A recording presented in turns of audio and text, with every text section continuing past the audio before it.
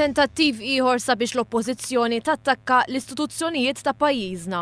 Din id-darba permezz ta' protest ġudizzjarju iffirmat mill-Grupp Parlamentari Nazzjonalista kontra il-Prim Ministru u l-Ministru għall-Intern u s-Sigurtà Nazzjonali dwar il-ħatra riċenti ta' uffiċjali fih dan l-Armata.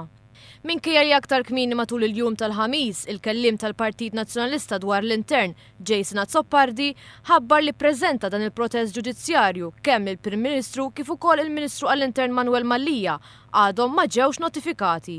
Il-Gvern qed jappella lill-istess oppożizzjoni għal maturità politika sabiex ma tkomplix issir ħsara partikolarment fl-Armata li hi tant importanti għas-sigurtà ta' pajjiżna. Intant f'konferenza tal-aħbarijiet Jason Azzoppardi qal li lan ta' dan il-protest ġudizzjarju huwa li jiġu revokati il-promozzjonijiet li nataw fl-Armata f'dawn l-aħħar ġimgħat għax skont hu dawn il-ħatriet saru kontra l-liġi.